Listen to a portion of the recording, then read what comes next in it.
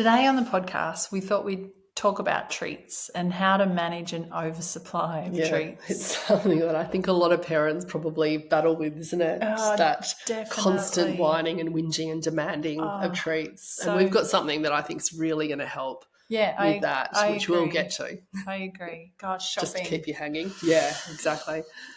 So if you think of a definition of a treat, it's an event or item that is out of the ordinary and gives great pleasure. So when you think about that definition, I think of myself and how kind of that definition can stretch. Yeah, absolutely. So, and it means then that item or event becomes less special. Yes, because not so much of a treat in the true definition of the word. Yeah, totally. I know, my kids when they were little were always like overjoyed. They were ecstatic and so grateful generally when they received a treat. Yeah.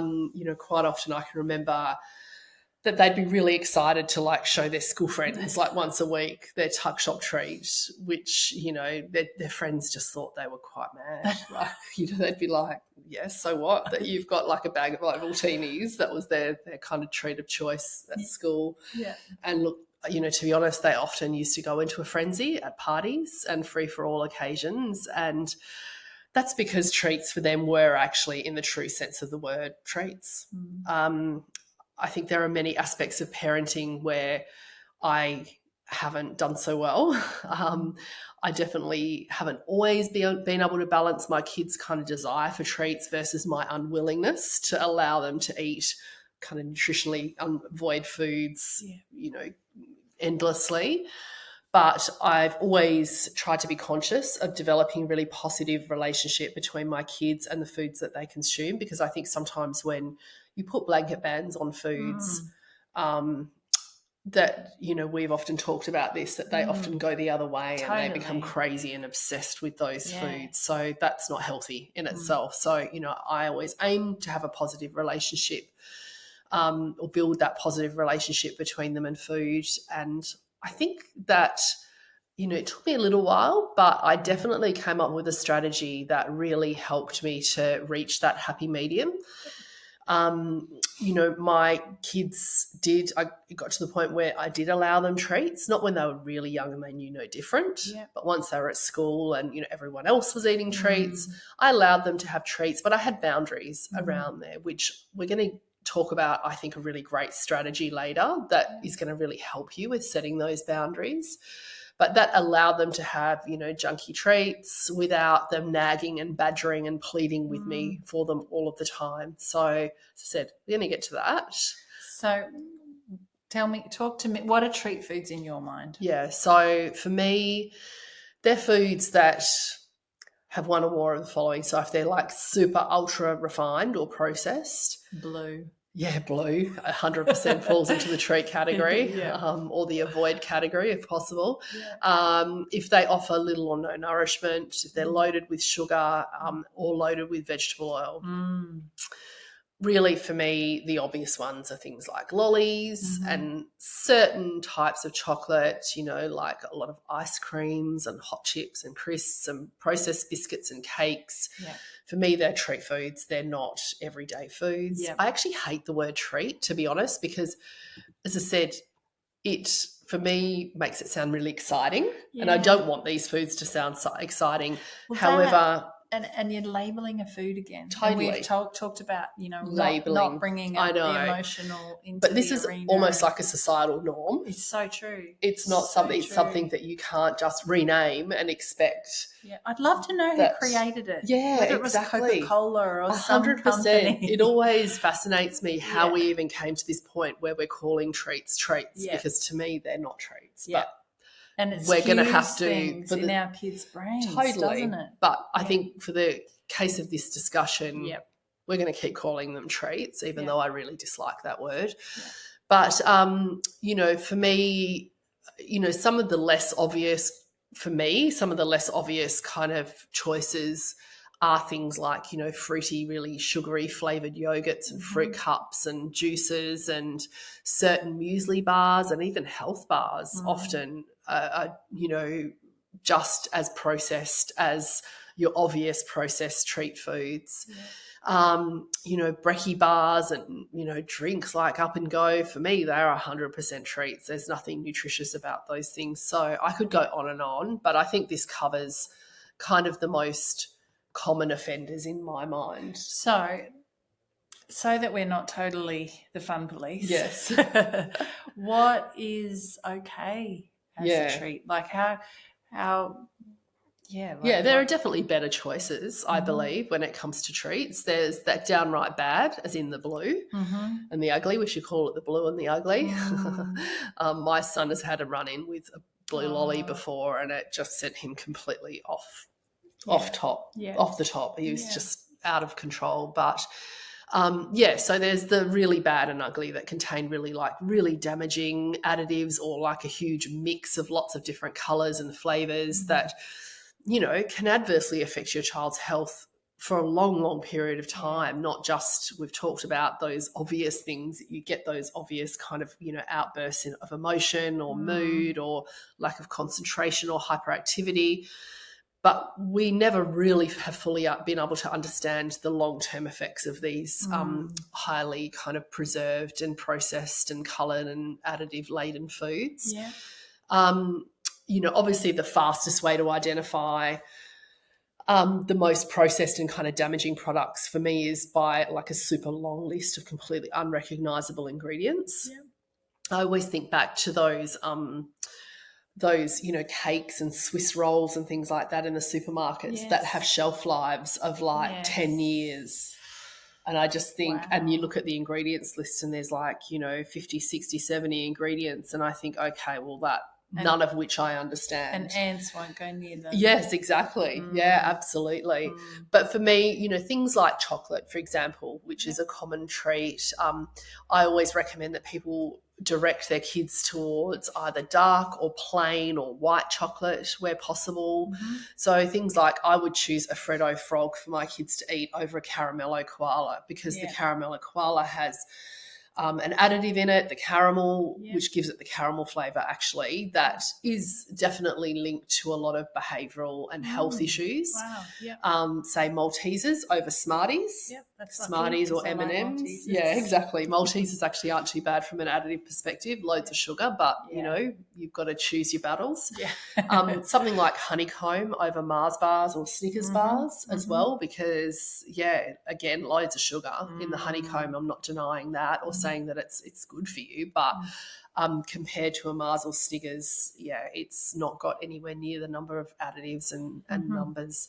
I know probably some of you are just sighing and rolling your eyes right now, but seriously, your kids will be just as happy with a Freddo over a Caramello Koala. My kids used to love Kinder Surprises, which I used to love because it's got very little chocolate. I mean, it is just plain chocolate as well. Yeah. It was the toy they were after. Yeah. But they were actually ingesting not a lot of sugar in a Kinder Surprise. Yeah. So, that was... Yeah, and, their long-term health, you're doing them such a favour with their long-term health. So best of the bunch, you're talking about chocolate. Yeah, so chocolate with lollies. Look, there are lots of additive and preservative-free, colour-free additives on the market now. So there's a new brand out. I can picture what they look like, but... they actually are sugar-free, but they also don't have any erythritols or any other nasty sugars in them. I think I know the little square Fun Days. Also, anyway, I should have looked at it before we started talking about this, but there even are that additive natural confectionery company, I think, brought out some, still again, lots of sugar, but none of the really serious nasties in those. When it comes to potato chips, definitely plain and salted varieties are often the best choice. We're really lucky now because there are actually some options in your regular supermarket that aren't cooked in vegetable oils as well, which... when I first started talking about all of this weren't available. There's, some standard run-of-the-mill brands that are doing chips cooked in olive oil or avocado oil is another option. Yeah. So I would definitely choose those. Trying to avoid things that are, have those toxic yellow colours, which are just so damaging. So your Doritos, your Cheezels, your Twisties, those kinds of things. Yeah. are 100% best on the leave alone list. Yep. Ice creams, there's so many additive-free ice creams. You're looking for ingredients like milk, cream, sugar, eggs, really, maybe cacao powder, something like that, or some kind of natural flavour. With cakes and biscuits, I mean, homemade is the obvious answer. If you do buy them, the shorter the shelf life, the better. As I said, never buy those cakes that they have years from now, shelf lives, and too many ingredients to count. What about fruit? Yeah, look, fruits are... Like mangoes and... I personally don't classify that as a treat. I classify that as a food. Yeah. So that to me, but everyone has different health values. So for, when the kids were little, I don't let my kids snack on loads of dried fruit because it's a very concentrated source of sugar. So, we know that one mango cheek is dried down into a little tiny thin sliver. Yes. And it's, you don't have any of the fibre that you have in the whole piece of fruit, in like a fruit strap or a dried piece of fruit. Yeah. So they're things that I'm more mindful, but I personally those things never cut it with my kids as treats. Yeah. My kids wanted treats that look like their friends' treats. Yeah. So as I said, like when they bought from the school canteen, we looked at what the school canteen was selling, and instead of them getting a blue slushy as a treat, I directed them to a packet of Ovaltinis were sold actually at my kids' counter. God, they sound so old because I don't even know if they're still around. I don't know. But for some reason they sold Ovaltinis, so that's what they chose as their treat. So they were still getting all the sugar and the packet that they loved holding, and showing their friends that they were holding it. Whereas if I'd have said to them, we'll get the mango cheek instead, they would have looked at me like, are you kidding? True. Yeah. So that's the thing with treats, is you're wanting, as I said, to meet them in the middle with them. Yeah. Very true. Yeah. So what did you do to eliminate treat stress? Yeah. So, I mean, like we've discussed at the very beginning with the definition that, junk food treats should definitely not be daily. And I really understand how easy it is for these things to creep in and become daily, especially when there are ongoing celebrations and birthday parties Easter and Christmas and absolutely. Halloween. Yeah, absolutely. So one thing that we developed when my kids were little was a concept that I called treat days, and they helped my family and my sanity, I think, enormously. I was just sick of being hustled for treats on a daily basis. Every time we went into the supermarket, everything's placed at eye level for the kids to grab and want. I was really concerned about how treats, even with me and having pretty firm boundaries around treats, were beginning to come more and more frequent, and also resulting in us having arguments and power struggles over, them badgering me for these foods. So, I realised that with my kids, treating without boundaries was leaving me very, very vulnerable to my kids to be nagging me and whining and whinging their way to me breaking down and actually just handing over the treat for a bit of peace and quiet. So the boundaries that we set and also negotiated with the kids was that they were allowed, in our family, we thought that 3 treats a week was fair for them. And again, this is something that's very individual for some of you, and depending on their age as well. Like, I'm talking school age kids here, not toddlers or babies.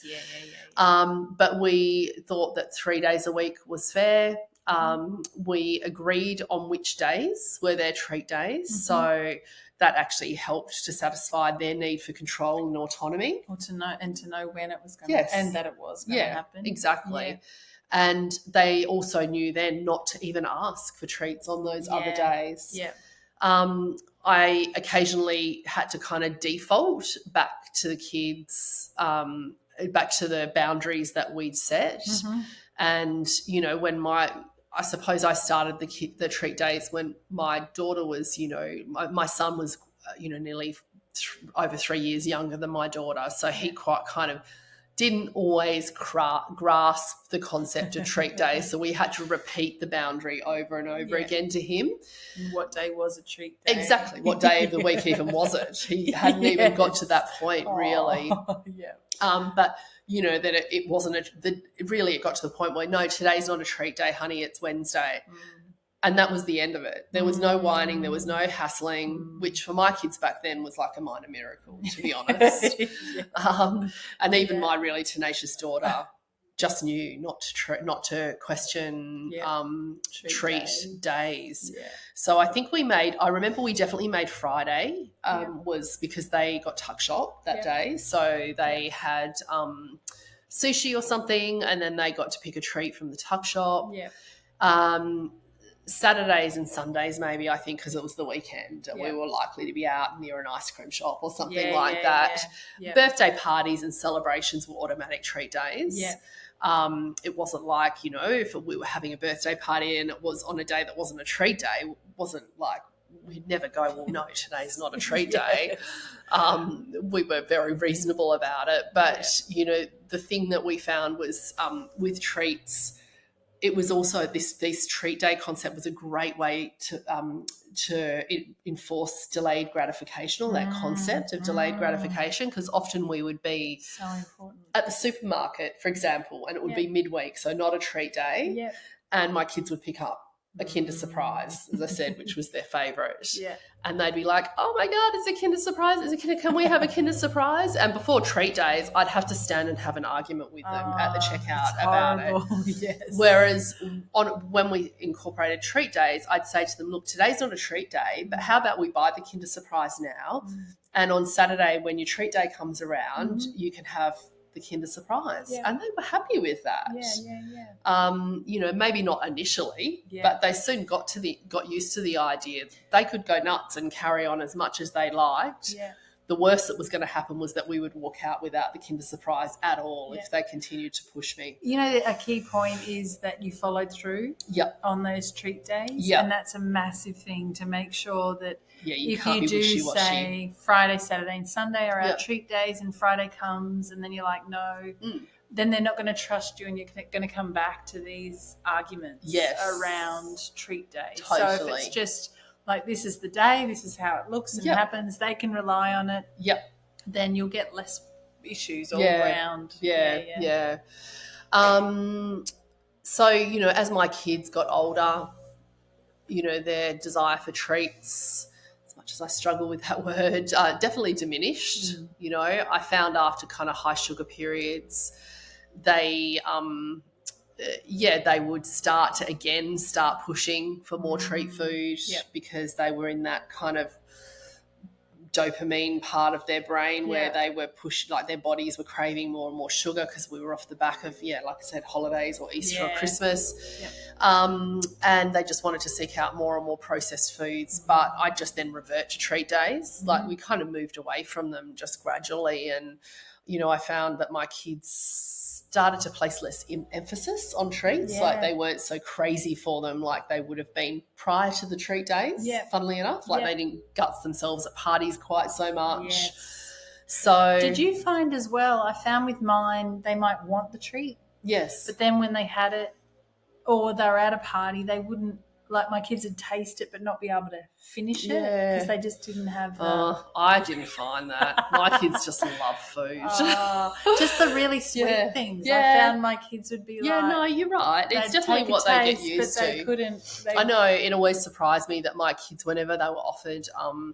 in my day, those little tiny Yoplait kind of Wiggles cups were really like, it was flavoured yogurt in a little cup. Yeah. And because my kids had only ever had plain yogurt, like unsweetened yogurt, they would put that in their mouth and it would be like a hard no. It always surprised me, I must admit, because as I said, they're not averse. It was probably one of the few things that they really didn't like. Yeah. But I think they just weren't used to that combination of yogurt and sugar. Yeah.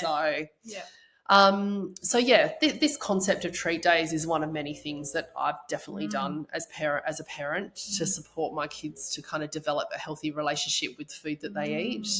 And definitely I know as teens and young adults, we obviously don't have boundaries around treats anymore. They're long gone. Yeah. But they're pretty good. Yeah, they actually really have a great relationship with treat. And it's not to say that they don't have junk food, because they do. Yeah. But I definitely find that if there is another alternative, they will take that other alternative. So if my son's out with his mates and they're at our big kind of shopping centre complex where there's McDonald's and KFC, but there's also Sushi Train or grilled or, a better option, they'll choose the better option happily. And it's not because they've got me in the back of their mind thinking, saying to them, choose the better option. They actually just genuinely want that better option. So, I think that that we've spoken before around, we need to help our kids make that connection, don't we, about how they feel and when they eat junk food. Biggest gift. And and like you've said before, when your kids come home after a big weekend. Yeah, they want healthy food. And I find the same. Like if there's been a party or we've got some treat food at home, they might have a little, they're just not. No. They've kind of got a healthy balance with it. Absolutely. Like we've had ice cream sitting in our freezer for like months from when I think we had some friends over for a birthday or something, and I got some ice cream to go with a dessert I'd made or something. Yeah. And in fact, I keep looking at it and my freezer's so tiny. I'm like, oh my God, this ice cream, I've just got to get rid of it. Yeah. There would have been a time where my kids would have either snuck the ice cream and I'd go and open the ice cream and there'd be nothing in it. Yeah. But now they just don't even look sideways at it. It doesn't even come into play. So it's a good thing. So it is worthwhile putting things in place and it's hard work when they're young and it can feel like relentless. But I think the treat days is a brilliant idea and it does pay off. Yes. Yeah. But you, like Jane said, you do need to be tenacious and you need to repeat yourself and you need to, as I said, give the kids some autonomy and allow them to have some input into what the treat is whilst kind of gently directing them to better options. Well, I think it's educating again, kind of like, because I used to find with the kids, like the kids would pick one up and it'd be like, what about this one, Mum? And be like, but look at all those numbers on the back. Yes. That means it's not real food. Yeah. And I found they would get on board. Yes. And absolutely. Hopefully that's helpful and we can help to eliminate some treat stress if that's something that you're experiencing.